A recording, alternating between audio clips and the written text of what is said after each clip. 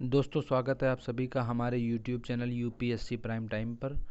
NCERT पुनर्विलोकन की श्रृंखला में आज हम बात कर रहे हैं कक्षा 7 की इतिहास विषय की एनसीईआरटी के चैप्टर 8 के पार्ट 2 पर, जिसका टाइटल है ईश्वर से अनुराग। और इसमें हमने विभिन्न प्रकार के धार्मिक परिवर्तनों को 8वीं सदी के पश्चात से नाथपंथियों और साथ ही साथ जो सूफीज़म की विचारधारा रही और जो संतों की विचारधारा रही उस बारे में पढ़ चुके हैं। अब उत्तर भारत में धार्मिक बदलाव के केंद्र क्या रहे और धार्मिक परिवर्तन के फलस्वरूप सामाजिक चेतना और सामाजिक परिवर्तन का क्या इतिहास रहा है, उस बारे में हम देखने वाले हैं। अगर इस चैप्टर की पीडीएफ फाइल को आप डाउनलोड करना चाहें तो लिंक मैं डिस्क्रिप्शन में ऐड कर दे रहा हूं, वहां से आप इस चैप्टर की पीडीएफ फाइल को डाउनलोड कर सकते हैं। साथ ही साथ आप हमारे इंस्टाग्राम पेज और व्हाट्सएप और टेलीग्राम ग्रुप से भी जुड़ सकते हैं, जिनके लिंक्स डिस्क्रिप्शन में आपको मिल जाएंगे। एनसीईआरटी रिव्यू सीरीज के बाकी चैप्टर्स को देखने के लिए आप प्लेलिस्ट से जाकर के सारे चैप्टर्स को देख सकते हैं। उत्तर भारत में धार्मिक बदलाव 13वीं सदी के बाद में जो उत्तरी भारत में भक्ति आंदोलन की एक नई लहर लेकर के वो आया, तो 13वीं सेंचुरी के बाद में उत्तर भारत में एक भक्ति आंदोलन की बड़ी लहर आई। और ये एक ऐसा समय था जब इस्लाम, ब्राह्मणवादी हिंदू धर्म, सूफी मत, भक्ति और विभिन्न धाराएं जो थी, साथ ही साथ जो नाथपंथी थे, सिद्ध थे, योगी थे, इन सब ने एक दूसरे को परस्पर प्रभावित किया। और हमने जैसा कि चैप्टर 6 में और चैप्टर 2, चैप्टर 3, चैप्टर 4 इनमें देखा कि हमने नए नगरों के उद्भव के बारे में सारे चैप्टर प्लेलिस्ट में अवेलेबल हैं, आप सारे चैप्टर्स को देख सकते हैं रिमाइंड करके। और टेलीग्राम चैनल से जुड़ करके आप इन चैप्टर से रिलेटेड सारे के सारे क्वेश्चंस वहाँ पर पड़े हुए हैं, वो सारे के सारे क्वेश्चंस को आप वहाँ पर जा करके हल करने की कोशिश कर सकते हैं। हमने देखा कि लोग अपने लिए नए नए व्यवसाय, नई नई भूमिकाएं खोज रहे थे। और ऐसे लोग जो विशेष तौर से अगर हम देखें तो शिल्पी, कृषक, व्यापारी, मजदूर, इन नए संतों को सुनने के लिए इकट्ठे हो जाते थे और फिर यही लोग थे जो उनका प्रचार किया करते थे। इनमें कबीर और बाबा गुरु नानक जैसे संतों ने भी सभी आडंबरपूर्ण रूढ़िवादी धर्मों को अस्वीकार कर दिया। कबीर का एक बड़ा प्यारा ग्रंथ है बीजक। और तुलसीदास और सूरदास जैसे कुछ अन्य संत भी थे जिन्होंने उस समय विद्यमान विश्वासों और पद्धतियों को स्वीकार करते हुए उन्हें सब तक पहुंचाने का प्रयास किया। तुलसीदास ने ईश्वर को राम का रूप दिया। अवधी, जैसे पूर्वी उत्तर प्रदेश की जो बोली है, में लिखी गई तुलसीदास की रामचरितमानस में उनके भक्ति भाव की अभिव्यक्ति और साहित्यिक कृति दोनों ही दृष्टियों से वो महत्वपूर्ण है। तो रामचरितमानस की जो भाषा है आप समझ सकते हैं वो अवधी है, और अवधी पूर्वी उत्तर प्रदेश की बोली है। खड़ी बोली हमारी मेरठ के आसपास के क्षेत्र में बोली जाती है मूल रूप से। इसके अतिरिक्त जो सूरदास जी थे वो श्री कृष्ण के अनन्य भक्त थे। उनकी रचनाएं हैं जिसमें सूर सागर है। इसके अतिरिक्त और कुछ रचनाएं हम देखेंगे। अब हम देख लेते हैं कुछ स्थानों पर जो धार्मिक रूप से चेतनाओं में परिवर्तन है। 15वीं-16वीं शताब्दी में आधुनिक पाकिस्तान में बाबा गुरु नानक, और आधुनिक पंजाब में, उत्तर प्रदेश में सूरदास 16वीं शताब्दी में, शंकर देव 15वीं-16वीं शताब्दी में, पश्चिम बंगाल और असम के हिस्सों में, मेघालय के हिस्सों में।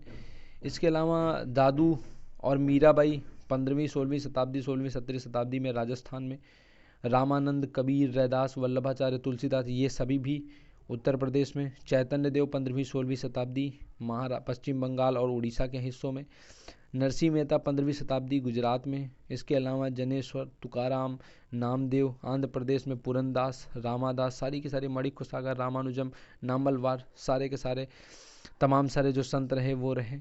इसके अतिरिक्त जो सूर सारावली है, साहित्य लहरी है, ये सारी के सारी सूरदास की जी की रचनाएं हैं। इनके भक्ति भाव को वो अभिव्यक्त करती हैं। इसी के अलावा असम में शंकर देव परवर्ती 15वीं शताब्दी में, जो इनके समकालीन थे, ने विष्णु की भक्ति पर बल दिया। और जो नाम घर कविता और पाठ की ग्रह की पद्धति चलाई, जो आज तक चल रही है, नाम घर की पद्धति, अर्थात घर में ईश्वर का नाम लेना। इसी परंपरा में अगर हम बात करें तो दादू दयाल और रविदास, मीराबाई जैसे संत भी शामिल थे।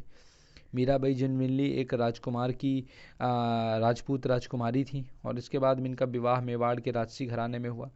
लेकिन जो अस्पृश्य जात के माने जाते थे रविदास, बाद में इनकी अनुयायी बन गई और कृष्ण के प्रति समर्पित थी।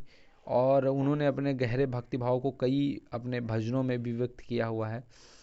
तो इस तरीके से जो उच्च जातियों के रीति रिवाज थे, कहीं ना कहीं उनको खुली चुनौती दी गई और राजस्थान और गुजरात के जनसाधारण लोगों में ये चुनौतियों द्वारा जो चीज़ें पेश की गई वो बहुत लोकप्रिय। अब बात करते हैं कबीर के बारे में नज़दीक से एक नज़र। तो संभवतः 15वीं-16वीं सदी में कबीर हुए और अत्यंत प्रभावशाली संत थे, जिसमें कोई भी दो राय नहीं है। उनका लालन पालन जो हुआ वो बनारस में या उसके आसपास के किसी क्षेत्र में हुआ। उनके जीवन के बारे में हमारे पास बहुत कम विश्वसनीय जानकारी है। यद्यपि जो हमें उनके विचारों की जानकारी है वो साखियों और पदों के विशाल संग्रह के माध्यम से मिल जाती है, जिनके बारे में यह कहा गया कि इनकी रचना तो कबीर ने की थी, परंतु चूंकि वो घुमक्कड़ी भजन गायकों द्वारा गाए जाते थे, ऐसे में जो उनके भजन हैं गुरु ग्रंथ साहब, पंचवाड़ी, बीजक, इन तमाम सारे जो ग्रंथ हैं उन ग्रंथों में मिल जाते हैं।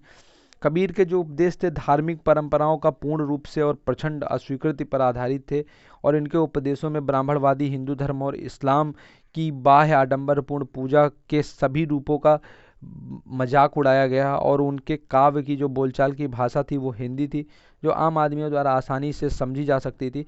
उन्होंने कभी भी रहस्यमयी भाषा का प्रयोग नहीं किया जिसे समझना कठिन हो। कबीर निराकार परमेश्वर में विश्वास करते थे। उन्होंने यह उपदेश दिया कि भक्ति के माध्यम से ही मोक्ष यानी मुक्ति प्राप्त की जा सकती है। हिंदू तथा मुसलमान दोनों लोग उनके अनुयायी हो गए। इसके बाद में बाबा गुरु नानक के बारे में बात करते हैं, एक नज़दीक से नज़र इनके बारे में भी डाल लेते हैं हम। तो कबीर की अपेक्षा बाबा गुरु नानक 1469 टू 1539 के बारे में हमें कहीं अधिक जानकारी है, विश्वसनीय जानकारी हमारे पास है। तलवंडी पाकिस्तान में ननकाना साहब में जन्मे बाबा गुरु नानक ने करतारपुर रावी नदी के किनारे डेरा बाबा नामक एक केंद्र स्थापित करने से पहले कई यात्राएं की। डेरा बाबा में अभी भी करतारपुर कॉरिडोर हमारा भारत पाकिस्तान के बीच में बना हुआ है, जिसमें अक्सर विवाद चलता ही रहता है। उन्होंने अपने अनुयायियों के लिए करतारपुर में एक नियमित उपासना पद्धति अपनाई, जिसके अंतर्गत उन्होंने शब्दों अर्थात भजनों को गाया जाता था। आज भी शब्द गाए जाते हैं किसी भी त्यौहार में या किसी भी पर्व में जो सिखों के होते हैं। उनके अनुयायी अपने अपने पहले धर्म या जाति अथवा लिंग भेद को नज़रअंदाज करके एक सांझी रसोई में इकट्ठे खाते पीते थे, इसे लंगर कहा जाता था।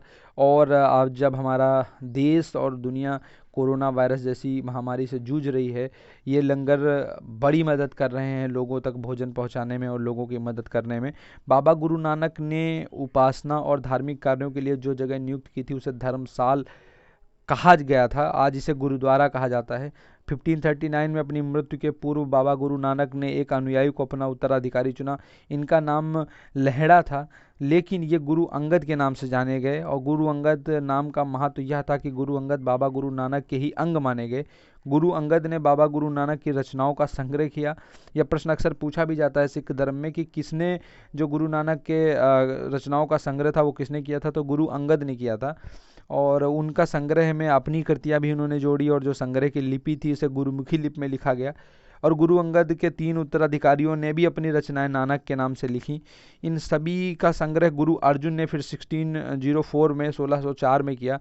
इस संग्रह में शेख फरीद, संत कबीर, भगत नामदेव, गुरु तेग बहादुर जैसे सूफियों, संतों और गुरुओं की वाणी भी जोड़ी गई। 1706 में इस वृहद संग्रह को गुरु तेग बहादुर के पुत्र व उत्तराधिकारियों ने जो उत्तराधिकारी थे गुरु गोविंद सिंह, उन्होंने प्रमाणित किया। आज इसी जो संग्रह को सिखों का पवित्र ग्रंथ गुरु ग्रंथ साहिब के नाम से जाना जाता है, जिसे हम जानते हैं आज के इसके बारे में। तो ये चीज़ें थोड़ा सा आप एक सीरियल में याद रखिएगा कि किसने किसने इनका संग्रह किया, और फाइनली जो फिर गुरु गोविंद सिंह जी ने जब प्रमाणित किया उसके बाद से गुरु ग्रंथ साहिब के नाम से जाना गया।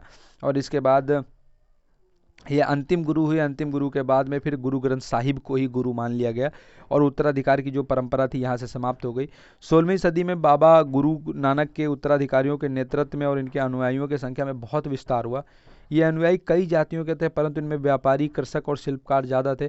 यद्यपि अगर आप कभी धार्मिक चेतना में देखेंगे तो चाहे आप विश्व का पुनर्जागरण देखें और चर्च के खिलाफ एक उठा आंदोलन देखें, या फिर आप भारत में सूफी या फिर जो संत परंपरा का अगर आप विकास देखेंगे, तो उसमें जो शोषित वर्ग रहा है, जो वंचित वर्ग रहा है, वो इनसे ज़्यादा इन्फ्लुएंस्ड रहा, इनसे ज़्यादा प्रभावित रहा।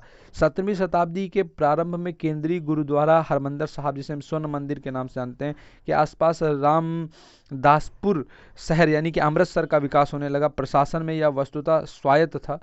आधुनिक इतिहासकार इस युग के सिख समुदाय को राज्य के अंतर्गत राज्य मानते हैं। मुगल सम्राट जहांगीर इस समुदाय को एक संभावित खतरा मानता था, इसीलिए 1606 में गुरु अर्जुन को मृत्युदंड देने का आदेश दिया। 17वीं शताब्दी में सिख आंदोलन का जब राजनीतिकरण शुरू हुआ, उसका दूरगामी परिणाम फिर यह निकला कि 1699 में गुरु गोविंद सिंह साहब जो थे, इन्होंने खालसा नामक एक संस्था का निर्माण किया, गुरु गोविंद साहब ने। और खालसा पंथ के नाम से जाने जाने वाले सिख समुदाय अब क्या था कि ये एक राजनीतिक सत्ता बन गया। 16वीं और 17वीं शताब्दी में जब बदलती हुई ऐतिहासिक परिस्थितियों ने सिख आंदोलन को प्रभावित किया, तो शुरू से ही जो बाबा गुरु नानक थे, इनके विचारों का सिख आंदोलन पर बड़ा गहरा प्रभाव था। और उन्होंने एक ईश्वर की उपासना पर महत्व पर जोर दिया, और उन्होंने आग्रह किया कि जाति, धर्म और लिंग भेद मुक्ति प्राप्त के लिए कोई मायने नहीं रखते हैं, कोई भी व्यक्ति मुक्ति प्राप्त कर सकता है। और इसके बाद में यदि देखें तो उन्होंने अपने उपदेश का सार व्यक्त करने के लिए उन्होंने 3 शब्दों का प्रयोग किया, नाम, दान और स्थान। तो नाम से उनका अर्थ था कि सही उपासना की जाए, दान का अर्थ था कि दूसरों का भला करें, और स्नान का अर्थ था कि आचार विचार की पवित्रता, ना कि शारीरिक स्नान।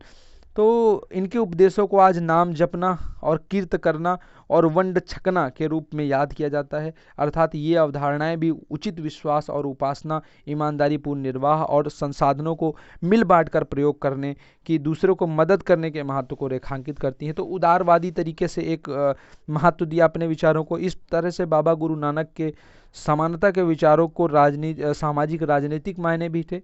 और शायद इसी बात से हमें जो बाबा गुरु नानक हैं, उनके जो अनुयायियों के इतिहास और कबीर, रविदास और दादू जैसे संतों के अनुयायी, जिनके विचार बाबा गुरु नानक के विचारों के काफ़ी करीब थे, के इतिहास में फ़र्क को समझने में मदद मिलती है। मार्टिन लूथर और धर्म सुधार। उसी समय 16वीं शताब्दी के समय में यूरोप में भी एक धार्मिक अंताक्षोभ यानी कि उथल पुथल का काल हुआ, और ईसाई धर्म में अनेक परिवर्तन हुए, जिन्हें लाने वाले लोगों में मार्टिन लूथर 1483 to 1546 एक इम्पॉर्टेंट व्यक्ति था। और लूथर ने महसूस किया कि रोमन कैथोलिक चर्च के आचार व्यवहार में जो बाइबिल की शिक्षाएं हैं, उनके विरुद्ध कार्य हो रहे हैं। तो लूथर जो था, उसने भी लैटिन भाषा के बजाय आम लोगों की भाषा का प्रयोग किया। तो चूँकि सामान्य व्यक्ति, जो जनसामान्य की भाषा हुआ करती थी, ज़्यादातर जो रूढ़िवादी चीज़ें बनी, उनका आधार था रहस्यवादी चीज़ें। चूँकि रहस्यवादी शब्दों, रहस्यवादी भाषा में एक ट्रांसलेटर की ज़रूरत होती थी, जो चीज़ों को ट्रांसलेट करके हमें समझा सके। ऐसे में ट्रांसलेटर उन चीज़ों को अपने माफिक ट्रांसलेट करके फ़ायदा उठाते थे।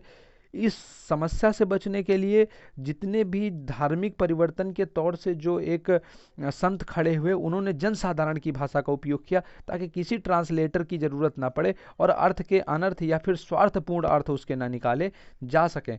इसके अंतर्गत इन्होंने क्या किया कि दंड मोचन और उस प्रथा के विरोधी थे, जिसके अंतर्गत पाप कर्मों को क्षमा करने के लिए चर्च को दान दिया जाता था। तो इस प्रकार के एक व्यभिचारपूर्ण आचार व्यवहार हो रहे थे कि जहाँ पर किसी व्यक्ति को आप पैसा दे करके किसी भी अपराध की क्षमा पा सकते हैं, पाप कर्मों की क्षमा पा सकते हैं, इस प्रकार के कार्य हो रहे थे।